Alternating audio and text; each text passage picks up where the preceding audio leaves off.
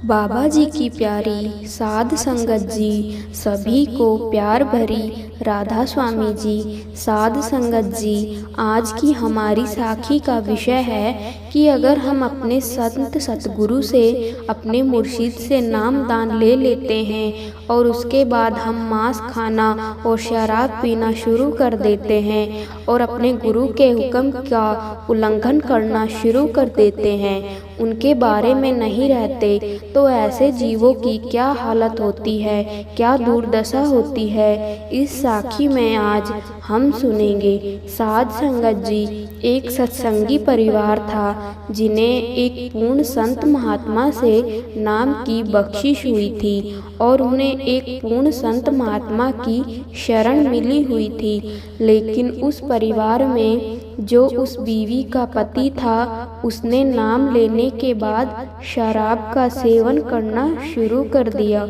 इसके पीछे का कारण यह था कि उसकी संगत शराबियों की हो गई थी। तो जैसे कि फरमाया जाता है कि जैसे हमारी संगत होगी वैसा ही प्रभाव हम पर पड़ेगा। अगर हमने शराबियों की संगत ली है तो हम शराब पीने लग जाएंगे, हमें शराब पीने की आदत लग जाती है। अगर हमने चोरी करने वालों की संगत ली है तो हमें चोरी करने की आदत पड़ जाएगी। जैसे हम संगत करते हैं वैसा ही हमारे ऊपर प्रभाव पड़ता है, वैसा ही कार्य हम करने लग जाते हैं, क्योंकि मन बहुत जल्दी प्रभावित हो जाता है और प्रभाव ले लेता है। इसके ऊपर किसी चीज़ का प्रभाव बहुत जल्दी पड़ता है। इसीलिए तो कहा जाता है कि भाई नाम अभ्यास की संगत करो, अच्छे लोगों की संगत में रहो जो आपको सही मार्गदर्शन दे सके, आपको एक अच्छा माहौल दे सके, एक अच्छा मार्गदर्शन दे सके।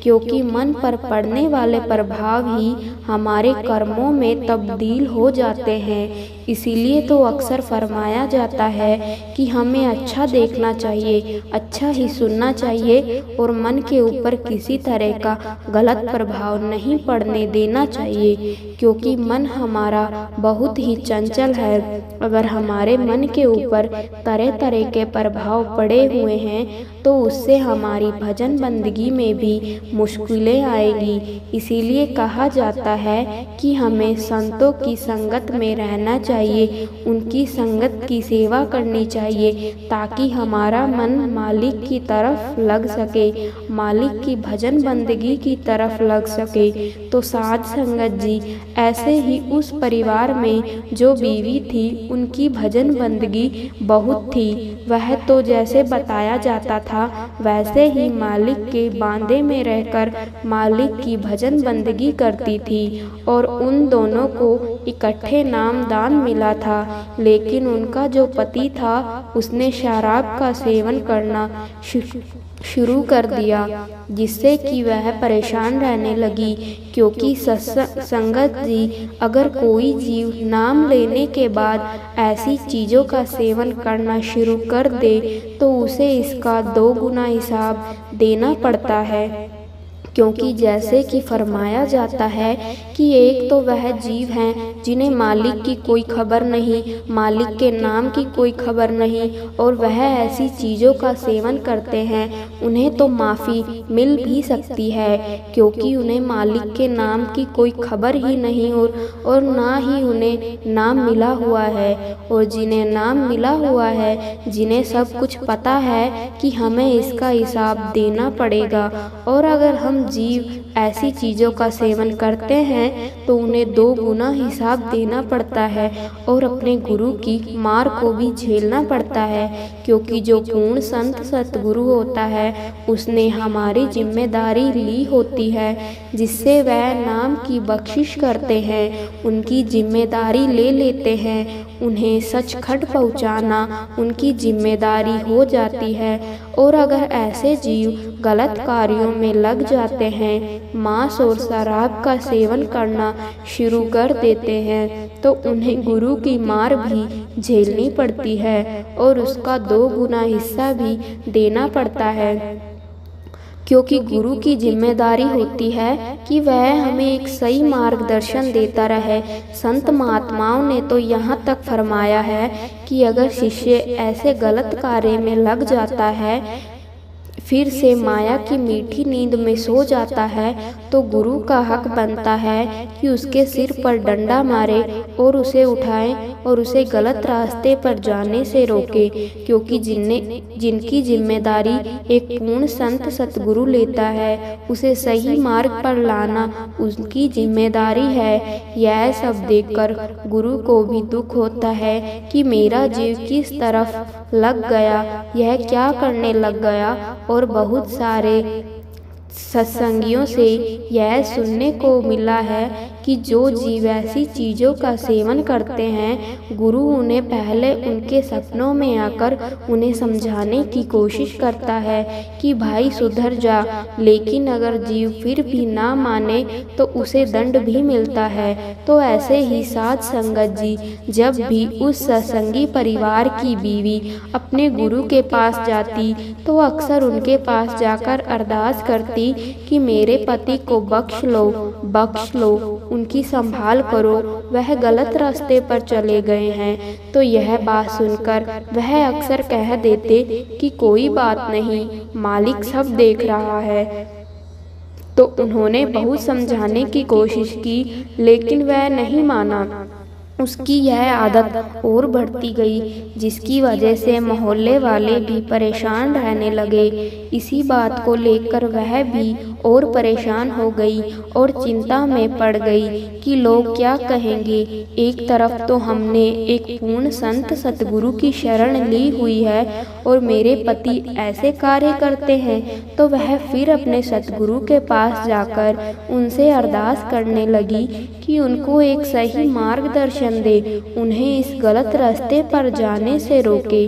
तो साध संगत जी जब भी कोई अभ्यासी जीव अपने गुरु के पास जाकर अरदास करता है, उनके पैरों में पड़कर उनसे विनती करता है, तो गुरु अपने शिष्य की यह हालत नहीं देख पाता। वह तो उन्हें अपने जैसा बनाना चाहता है। तो जब भी बीवी ने उनके चरणों में पड़कर उनसे विनती की, अरदास की, तो उन्होंने उन्हें घर जाने को बोला कि तुम घर जाओ, मालिक सब ठीक कर देगा।